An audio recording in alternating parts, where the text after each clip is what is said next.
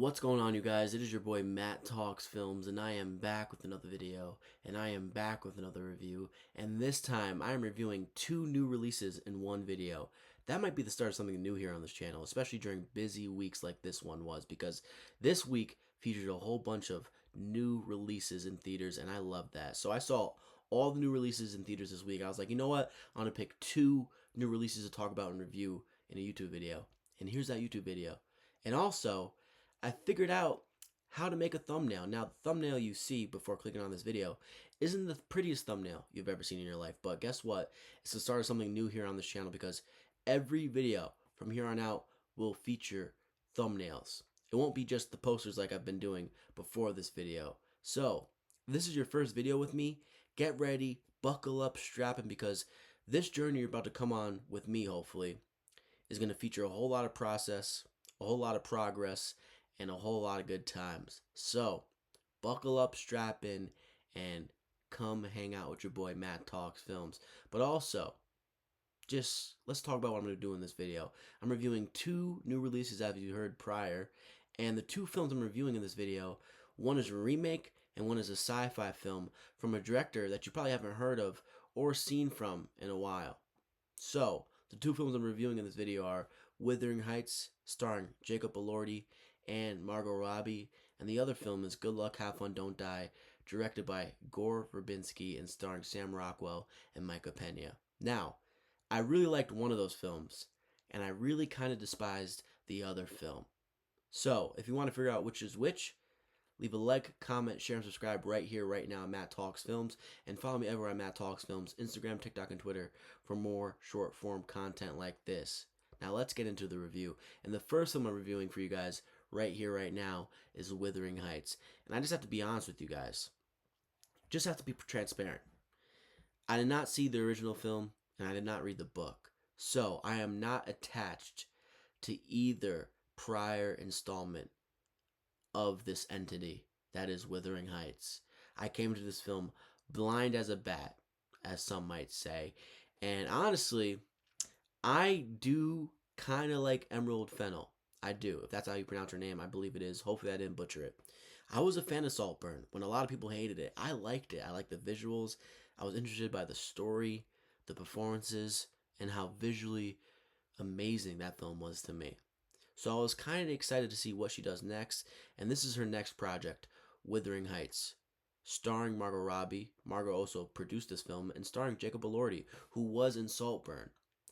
And this film picked up a lot of steam in the last couple weeks. This film is very popular for a lot of people, apparently, because I saw this film with a packed to the gills crowd.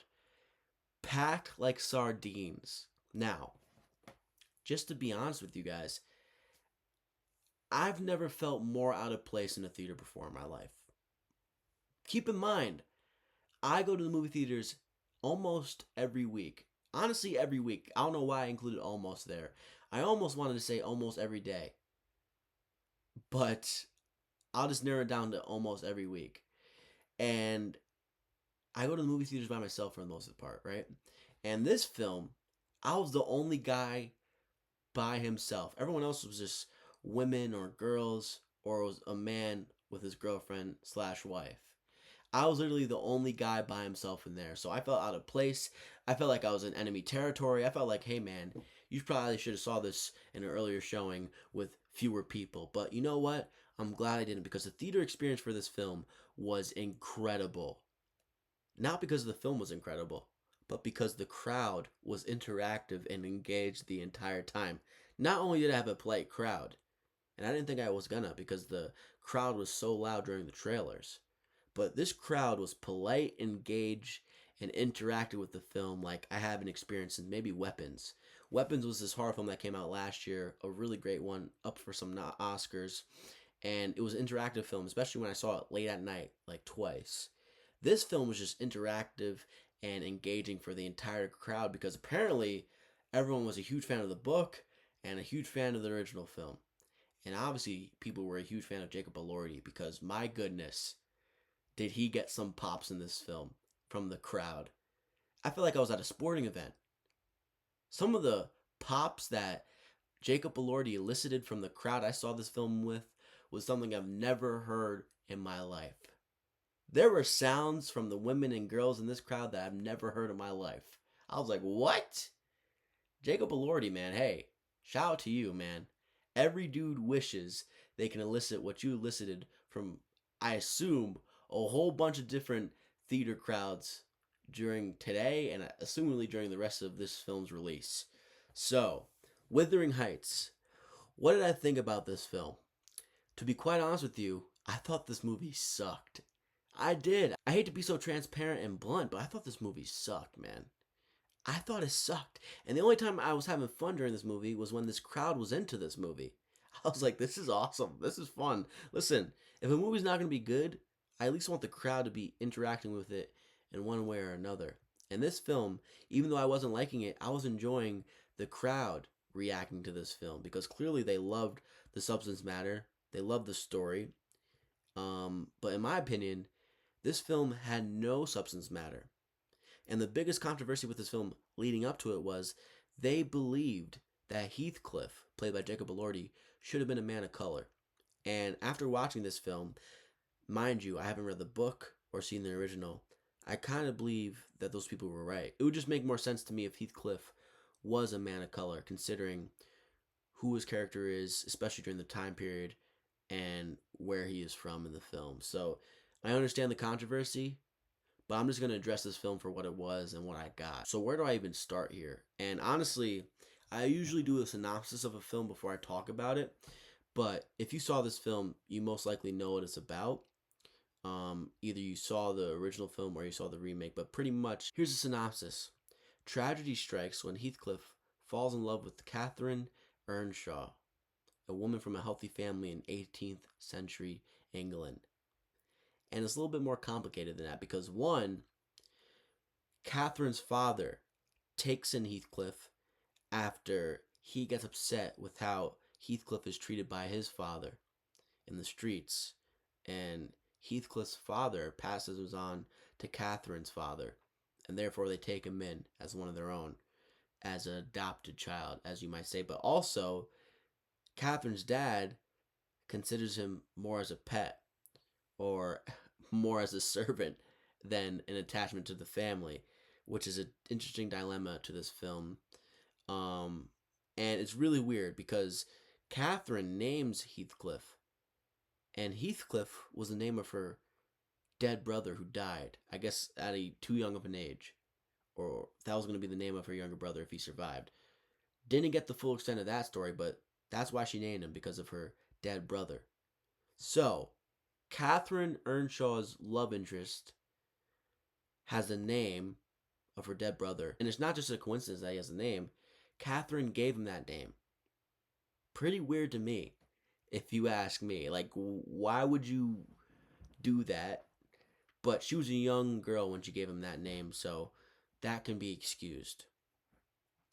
But first and foremost, I have to shout out what I liked in this movie. And there's a couple things I really, really, really liked in this movie. First, I gotta talk about filmmaking stuff.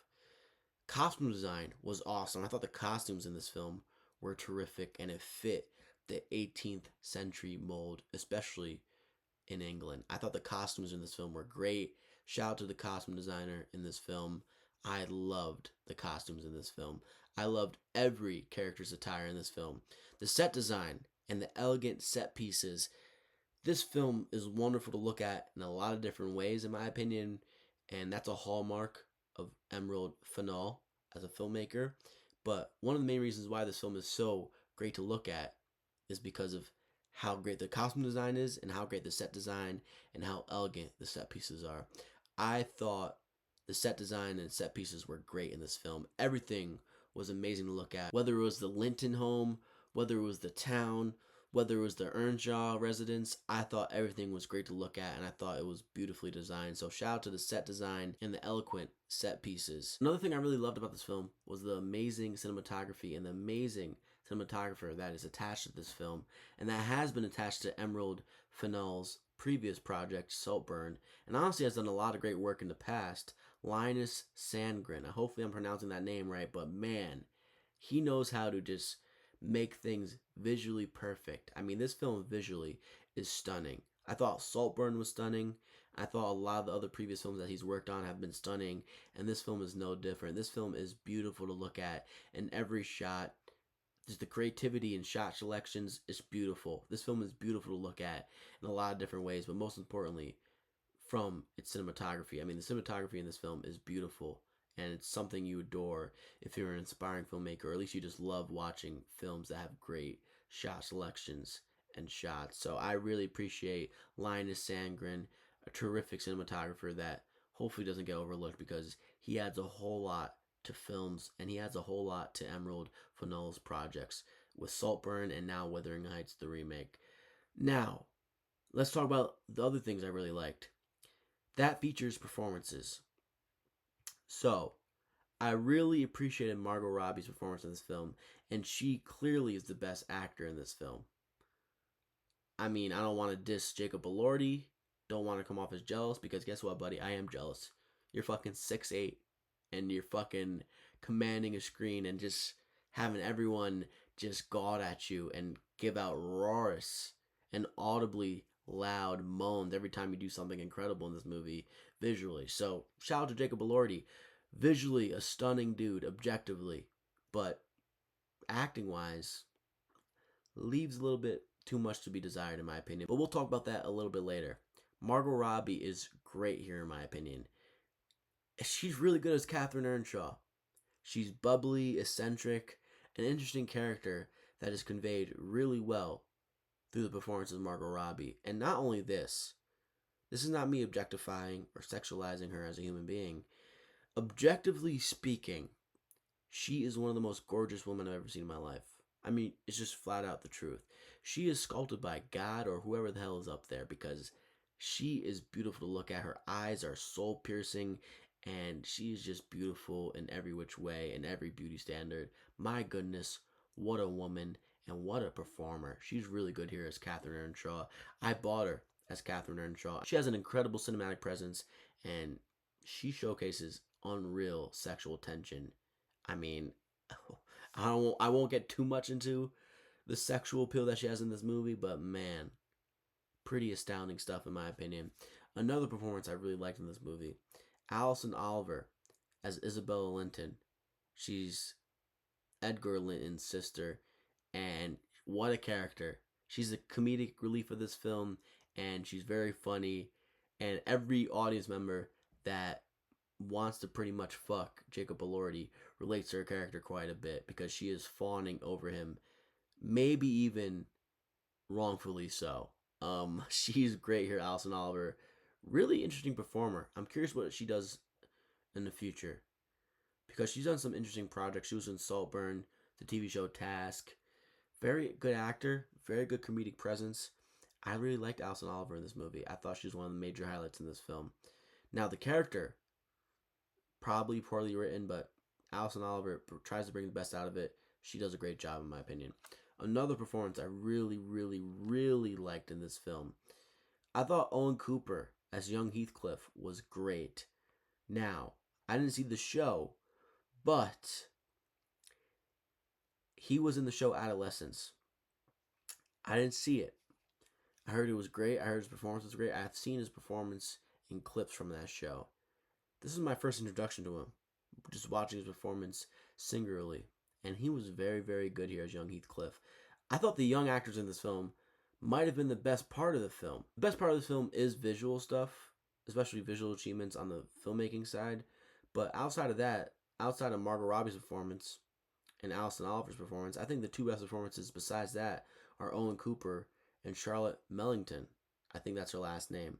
Owen Cooper is great as young Heathcliff, and Charlotte Mellington is great as young Catherine Earnshaw. Just two really good performances, two really, really, really captivating performances, and honestly, they had really good chemistry together. Maybe even more chemistry than Margot Robbie and Jacob Elordi had together, which is saying something because, man, they try to hone in on the chemistry that they think Margot Robbie and Jacob Elordi have. So shout out to Owen Cooper and Charlotte Mellington. I thought they were a great duo in this movie, and they give two of the best performances of the film. So the things I like in this film, wrapped up all into one, are the following: costume design, set design, the eloquent set pieces, Linus Sengren, and how amazing this film is visually. Margot Robbie, Allison Oliver, Owen Cooper, and Charlotte Mellington all give really good performances. So those are the things I really liked about this film. And I gave Linus Sengren major credit here as a cinematographer, rightfully so. But I do have to acknowledge Emerald Fennell. She gets a lot of flack due to her storytelling as a filmmaker, which I understand, to be quite honest with you. There's a lot left to be desired there. But she knows what she's doing visually, and she clearly has a vision for the film she's making. We saw that with Saltburn, we saw that with this film, and she knows how to capture one's cinematic presence. She did it in Saltburn with Jacob Elordi, Barry Keoghan, a couple other actors in that film. She does it here really well with Jacob Elordi and Margot Robbie. She knows what those two have. Margot Robbie's a great actress, but her beauty is possibly at the forefront and brighter than her chops and skills as an actress, which isn't a bad thing because she's really great at both. And she has two really great intangibles as an actress. With Jacob Elordi, she also realizes that Jacob Elordi, he's more of a cinematic presence. He's going to dominate the screen with his looks, and that could be enough to make a good picture. So shout out to Emerald Fennell. She has a really good vision. She knows how to capture things visually, and a lot of her films are visually great. At least the two I've seen, Saltburn and Wuthering Heights, because this film is visually great, and that has to do with Linus Sengren, a great, great, great cinematographer, and that has to do with Emerald Fennell, who's the head of the project. So shout out to Emerald Fennell. If I had to give you a compliment, that would be the compliment. You know how to capture great cinematic presences, and you know how to do stuff brilliantly when it pertains to visual achievements in film and the films that you're making. So, what didn't I like about this film? Without getting this too much of a spoiler, I was not a fan of this film's substance matter. I feel like there was a lot of things that could have been interesting in this film. I thought this film could have expanded on a couple things that would have been interesting. Instead, this film felt like a thirst trap. That's what this film felt like. A fucking thirst trap. And now, listen, Jacob Elordi, Margot Robbie, two people that are easy to god over, and two people that are insanely attractive. But that just can't be the whole film. And that's what this film kind of was. This film had no substance matter. Just none. I've read after watching this film that the original film and the book dive way more into the classism and the dynamics between Heathcliff and Catherine Earnshaw, and how Catherine Earnshaw kind of suppresses her love for Heathcliff in a much more, and quite honest with you, better way than it's done in this film. I mean, they kind of give Catherine Earnshaw's character an easy way out in this film. But I heard that the classism and the interesting dynamics between both characters is expanded upon way more in the original film and way more in the book, because this film really is just a vehicle to just showcase how hot Jacob Elordi and Margot Robbie are. That's just how it felt like. This was a thirst trap. You guys ever walk into Hollister or Abercrombie Fitch when you were younger? I don't know if these stores are even around still, but they used to have like these flashing images, loud music, random videos of hot people playing in the background while you're shopping for clothes. That's what this film felt like. And not only that, this film felt like a Marvel movie for hot people. That's what it felt like. A Marvel movie for hot people. That's the vibes I got from this film, to be quite honest with you guys. I thought this film had little to no substance matter and really isn't saying much. Really, this film really wasn't saying much to me. I was trying to maybe pull things out of this film that I wasn't exactly saying, and this film is just a mess. I thought the substance matter of this film wasn't attaching at all, and honestly, the sexual tension and the chemistry between Robbie and Elordi just wasn't enough for me to overlook the substance matter. Because sometimes in a romance film, that can be enough to overlook the thematics of it all. But this film wasn't enough for that, because Robbie does a great job here. Elordi, on the other hand, there's a huge discrepancy here.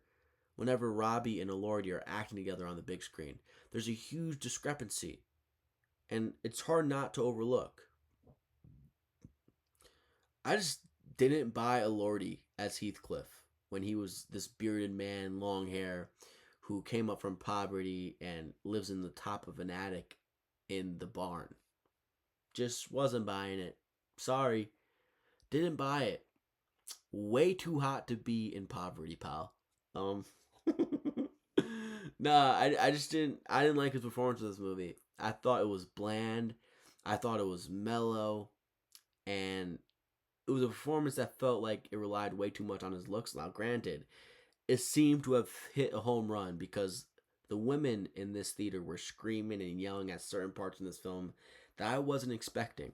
There's a scene in this movie that got an endgame type pop from the crowd. I couldn't believe it. There's a moment in this film when Heathcliff finds out Catherine's going to marry Edgar Linden, the man down the street who's a millionaire, seemingly, at least in 18th century England.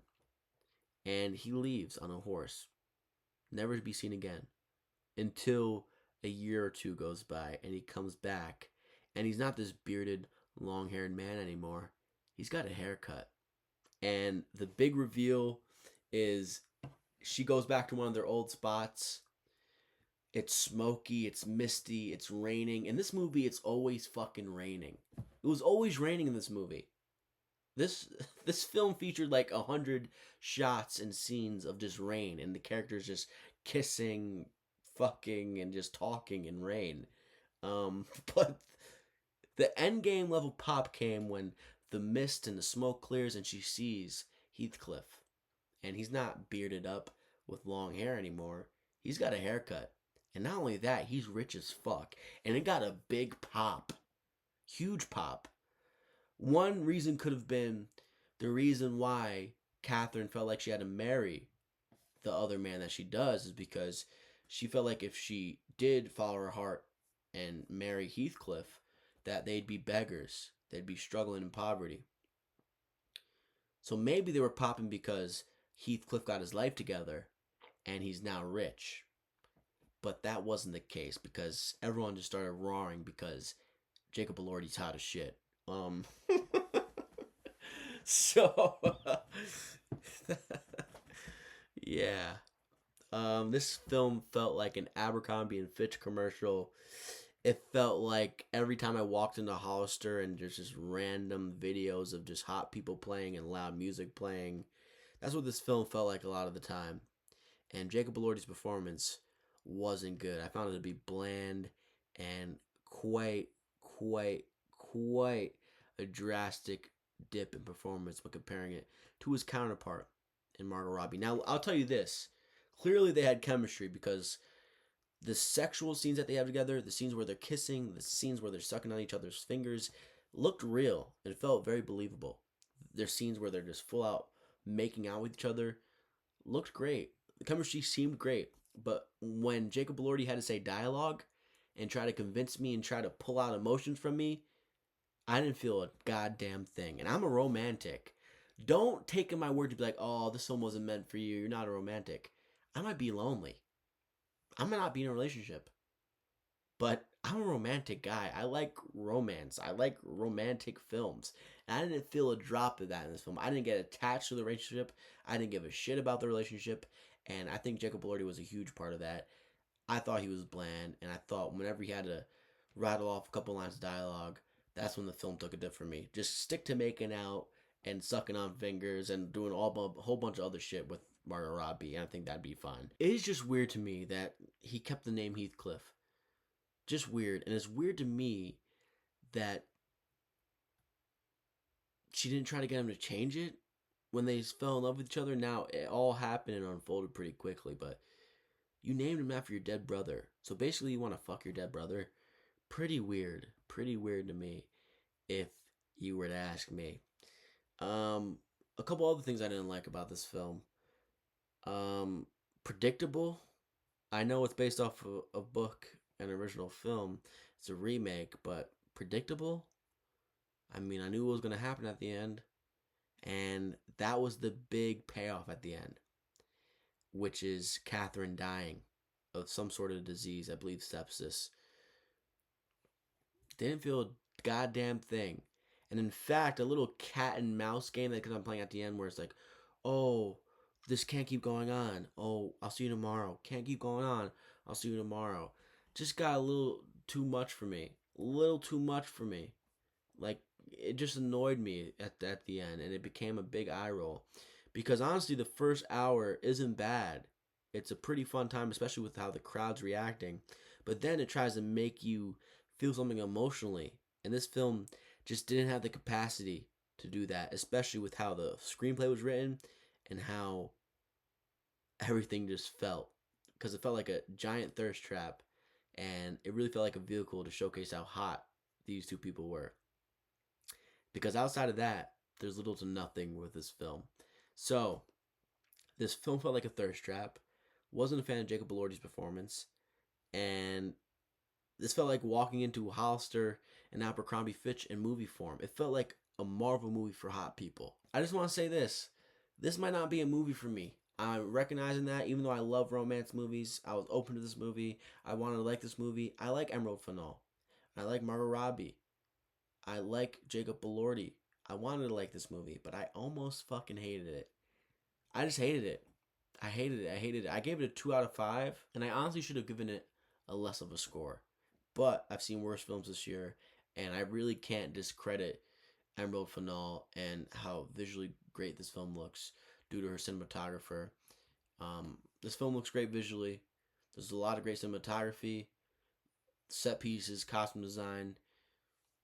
All those things are great. Margot Robbie's great in this film. A couple other great performances, but Jacob Elordi's performance, the blandness of the story, the lack of substance matter, and ultimately this film feeling like an Abercrombie and Fitch store and Hollister store in movie form made me not like this film and kind of despise it. I'm glad people are really enjoying this film.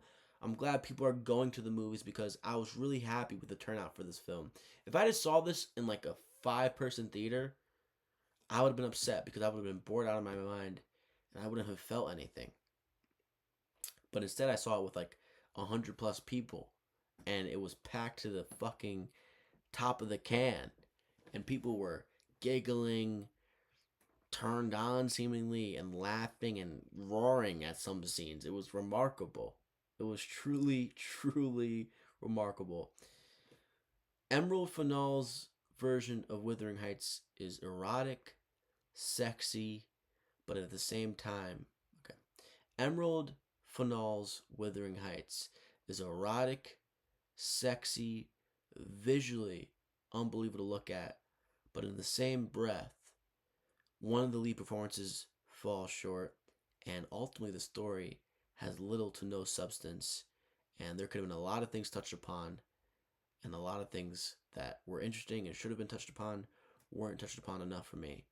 And ultimately, that's what really affects this film quite a bit.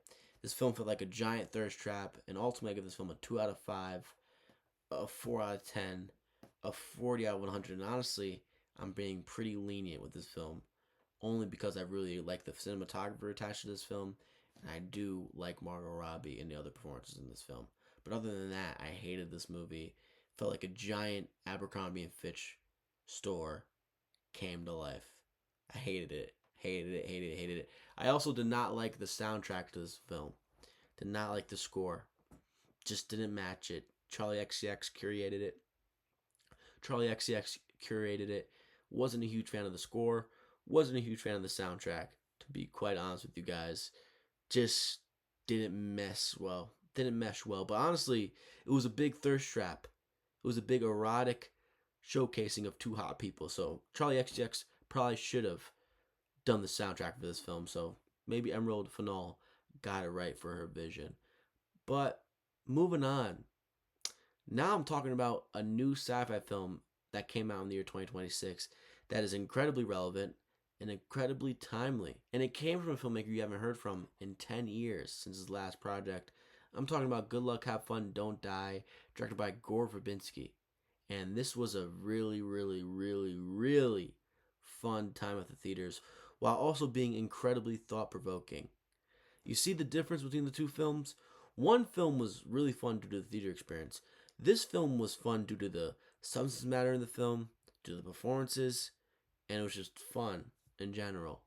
And also it was thought provoking. Wuthering Heights was fun in spurts, but it wasn't thought provoking or substantial at all. This film was.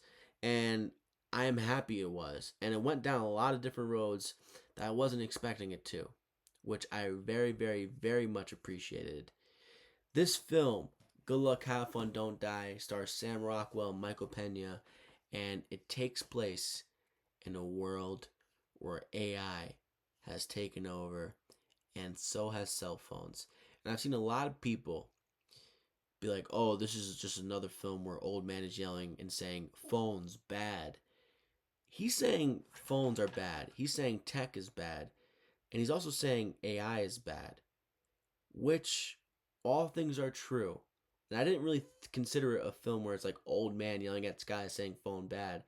I thought there were some very interesting things touched upon. I thought the way Gore Verbinski and company went about the substance matter at hand in this film was done pretty well, especially in my opinion. So ultimately, this film is about a man claiming to be from the future takes the patrons of an iconic Los Angeles diner hostage in search of unlikely recruits in a quest to save the world. And who the man from the future is saving the world from turns out to be AI. And in my opinion, I'm happy a film like this was released because it is quite the contrary to a recent film about AI starring Chris Pratt and Rebecca Ferguson called Mercy. Because that film was sympathetic towards AI and honestly pro AI, which in my opinion is disgusting, and it's hard to really fathom how whoever made that film thought that would be a good idea or thought that film would be received well. Because to me, that is blasphemy and that is a ridiculous message to put out there because AI, to me, is more of a detriment to society than it is any sort of help. And to me, the cons outweigh the pros. And I think that's how everyone should look at it, especially when you're consuming art in AI form. Because AI and art just is something that shouldn't happen. But that's besides the point. That's besides the point. This film is anti everything you should be anti. And I really appreciate that. It isn't sympathizing with AI. It isn't being like, hey, you know what? Maybe AI is good. It's actually quite the contrary. It's honest. It holds up a mirror that should be held up to us as humans and to where we're potentially heading. And yes, it's done in an overtop and silly way a lot of the time, but also knows when to take its foot off the gas, press the brake a little bit, and just really give you some really, really, really great thought provoking sequences and scenes. So let's get into Good Luck, Have Fun, Don't Die just a little bit more. First of all, I've talked about this film. Visually, it's really great to look at. Gore Verbinski and company really, really do a good job. And this is Gore Verbinski's first film in 10 years.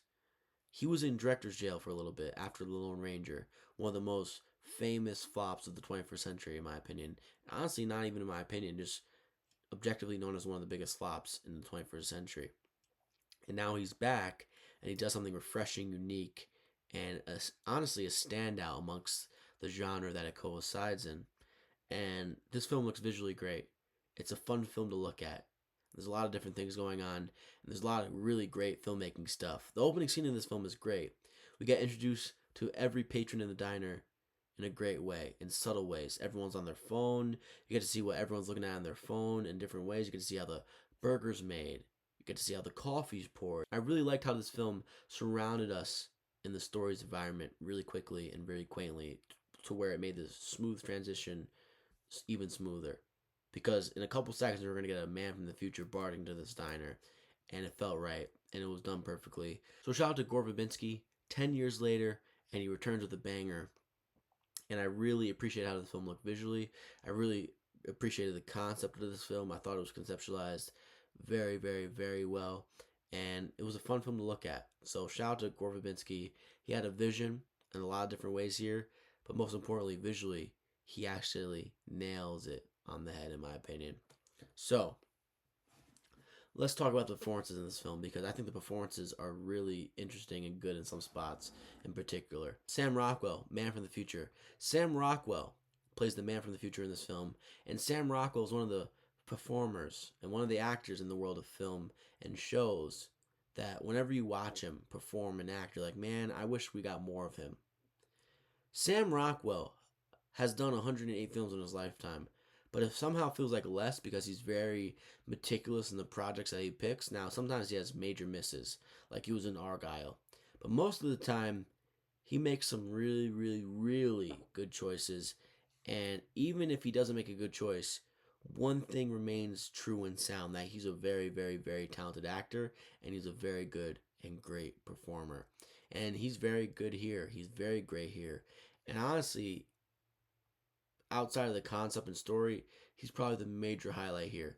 He's funny, he's diverse in his performance, and he just very much pulls off a very convincing performance. A man from the future who has one mission: to save humanity and where it's going from here if things don't change. And I really, really liked his performance as Man from the Future.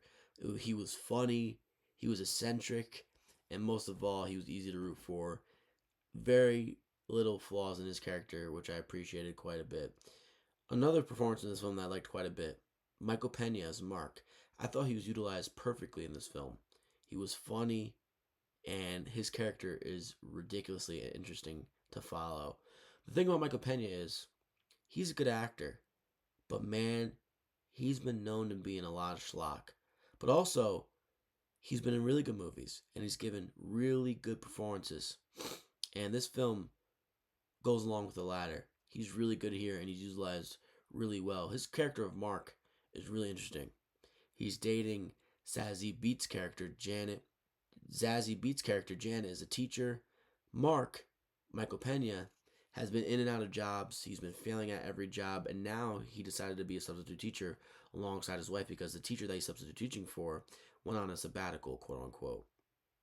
So he gets into the school and he just feels out of place. He gets into class, he's ready to teach, and the kids are just on their phones. And it's really an accurate picture of what the schooling system has to deal with nowadays, especially if you're a teacher. Because I'm far removed from high school. I'm 24, but I'm not that far removed from college. And even in college, supposedly the biggest stage of your academic life if you get there, most kids are on their phones 24/7 in class. And I have to assume high school is a way more hyper intensified version of that, especially now. And this film portrays that. Yes, it gets over the top. Yes, it gets silly, but also it doesn't get super unrealistic in certain spots. And this was the spot it didn't get super unrealistic because that's what the schooling system is, and that's what students are in today's era, hooked onto their phone. Like there's a moment in this scene, in the sequence where you get to see Mark as a teacher, and he has to address the students while they're on their phone. He wants to read this book with them, a older book, a Russian literature, I assume, I believe it was. And they're looking up the book while they're on their phones without even looking at him really. They're like, "Oh, this book is really old. Do we have the Spark Notes? Oh, was there a movie on it? Oh yeah, there was a movie on it. It was a million years ago with Keira Knightley." And it's just obnoxious and ridiculous behavior from his students. But also, it's a very, very, very honest and startling picture of what phones have done to people, especially young people, where in the quote unquote sacred space of learning, they can't even hop off their phone for an hour or so. So I really appreciated that. I really liked when he finally kind of broke down and not even like took the phone out of one of the kids' hands and smashed it. He just poked the screen, and that set the kids off to a downhill spiral that forced them to attack not only Mark but his wife Janet. And they're not attacking them from their own free will. They're attacking them due to whatever's controlling them from their phone. And we all have to assume it's AI, which turns out it is when we find out later in the film. So I really appreciated Michael Pena's Mark, and I also thought his counterpart, Zazie Beetz, as Janet, was very good as well. She's beautiful and she's a pretty interesting actor. She was Domino in Deadpool 2. She was in Joker, both of them. Bullet Train. She's an interesting actress.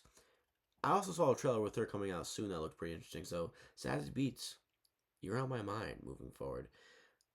And the performance that really stood out alongside Sam Rockwell to me was Juno Temple as Susan. You might recognize Juno Temple from Ted Lasso, which is a TV show on Apple Plus. And I wasn't a huge fan of that show after a while. I really liked the first season or two. It was wholesome. It was funny. I liked Jason Sudeikis as Ted Lasso. And then it got corny. and it overstayed its welcome, and I stopped watching it. But she was in that show, and she was very good in it. And she's in this film as Susan, a mother who has to watch her son fall victim to a school shooting. And that's where this film takes a completely different road and route that I didn't think it would go down.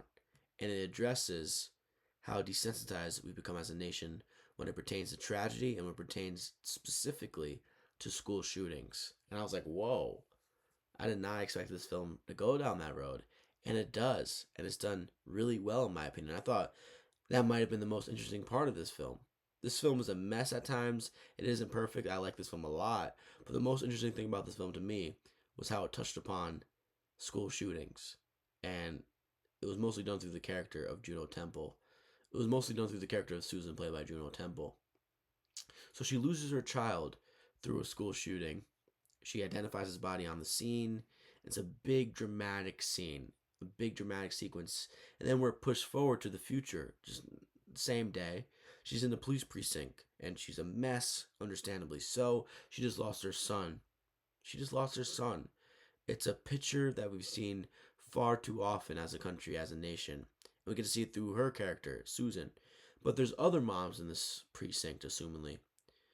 They never confirm if it's a precinct or not, but I have to assume it's a precinct. And they're a lot more giddy. They're a lot more happy. They're a lot more content than she is, which is weird. It's off-putting, especially as a viewer. And eventually those moms come up to her and they're asking first time, and they're really acting suspicious and moving weird. And they tell her about this cloning thing where she can clone her son.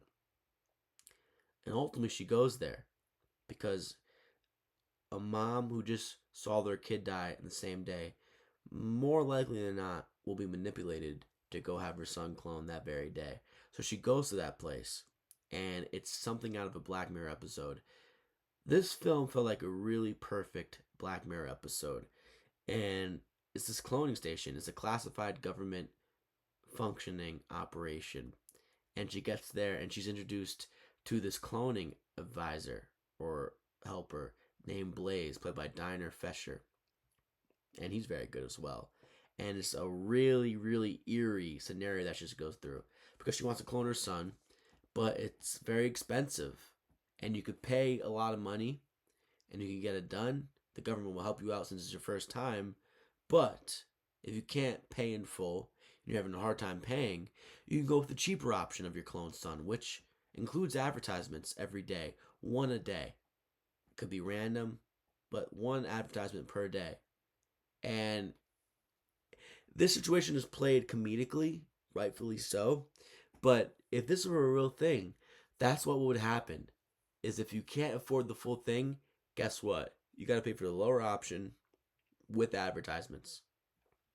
So not only did you have to see and I guess hear that your kid died from a school shooting, you have to get him cloned. And now, since you can't afford the full thing due to the economy, you got to pay to hear him freaking read off advertisements once a day. Pretty insane. So she's like, all right, I'll do it. And now she has to build her clone son. They have his DNA, they can clone him, but they need to find out what he was like. What foods did he like? What was his traits? What was his personality? And there's a really eerie scene where she describes him as clumsy. And her cloning consultant, Blaze, says, are you sure you want to be clumsy? She's like, yeah, what do you mean? He was clumsy. That's what you should be. And he's like, well, being clumsy is probably what got him shot in the first place. And it's a piece of dialogue said by Blaze that just hits you in the heart, hits you in the soul because it's so insensitive.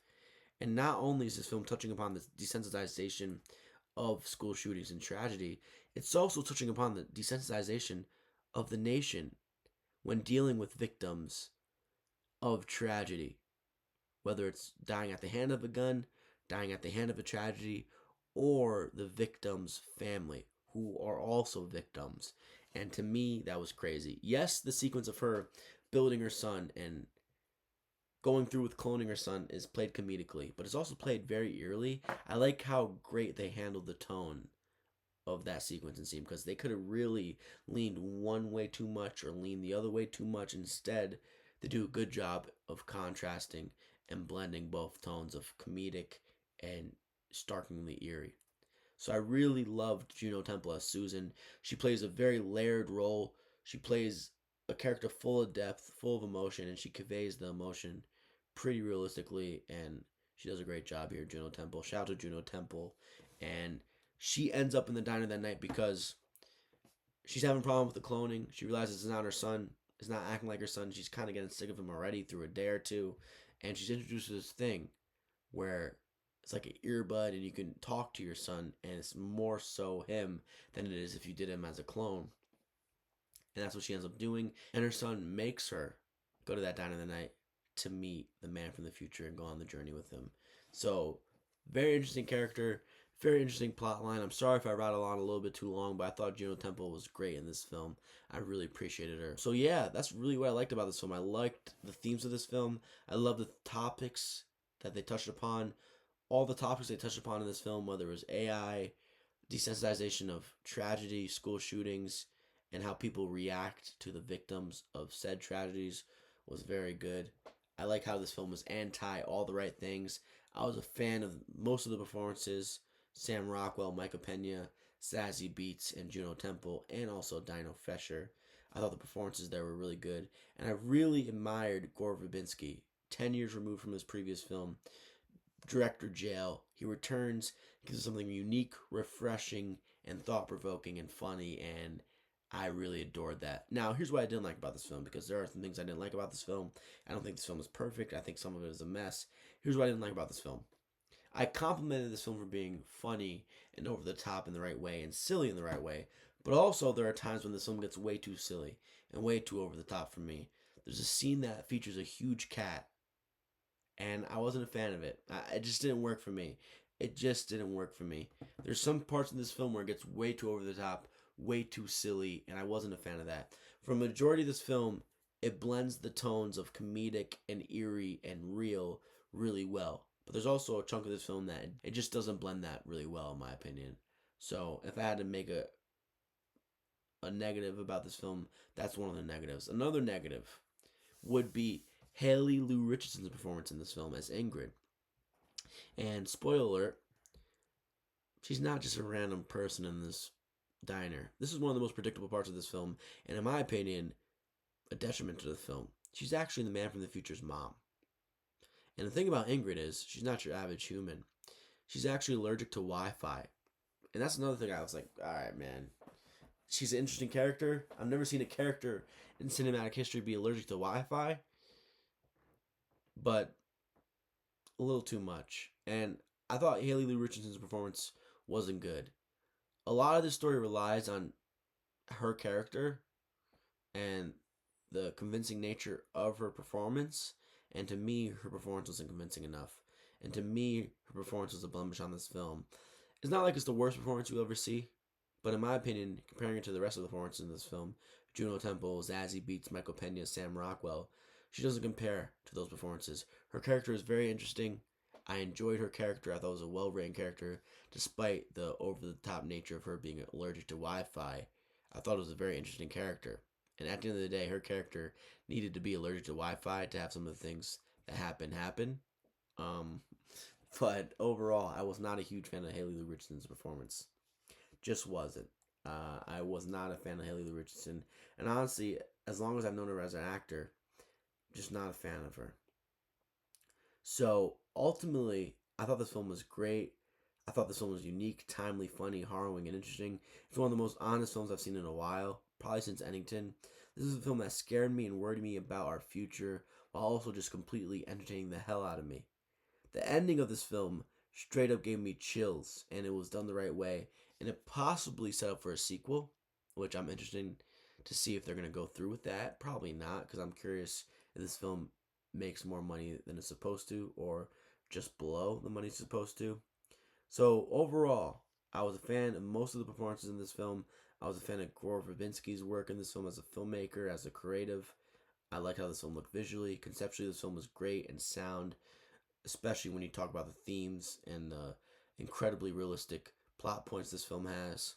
But at the end of the day, Haley Richardson's performance in this film was a blemish, and I thought this film, despite blending tones really well at certain spots, got a little bit over the top and a little bit too silly and over exaggerated in certain areas for me. So overall, I give this film a 4 out of 5, a 78, 80 out of 100.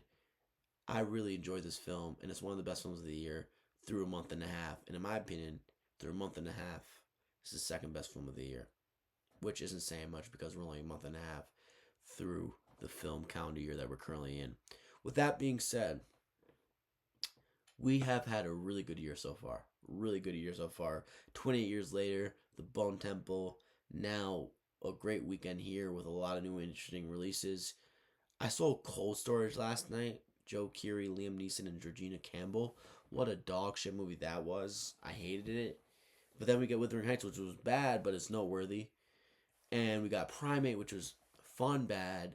We got a couple other good films that came out this year, and it's going to be a really packed year. We also got Crime 101, starring Barry Keoghan, Liam Hemsworth, Halle Berry, and Mark Ruffalo, which I haven't seen yet, but I will be seeing this weekend.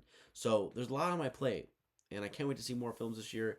I can't wait to have more videos like this. I can't wait to review more films with you guys. This was a blast. I enjoyed doing a 2-film review video. That's the first time I've ever done it, and you'll probably get more of this in the future because this year is going to be busy. And next week is an interesting one. It's an interesting time next week because they're still showing a lot of classics at the cinema. Like tomorrow, Saturday, they're showing Casablanca, which I saw in theaters September, but I might go see it again tomorrow. 10:30 showing. Something feels right about me going to see Casablanca at 10:30 at night and just walking out and just feeling like Humphrey Bogart in Casablanca at like 1 o'clock at night or in the morning. But next week, you will see me where I do a review of a new Margot Qualley, Ed Harris, and Glenn Powell film called How to Make a Killing. So if you made this far on video, leave a like, comment, share, subscribe right here, right now, Matt Talks Films. Follow me everywhere at Matt Talks Films, Instagram, TikTok, and Twitter for more short-form content like this. And follow me at Matt Talks Sports for sports content at Instagram, TikTok, and Twitter.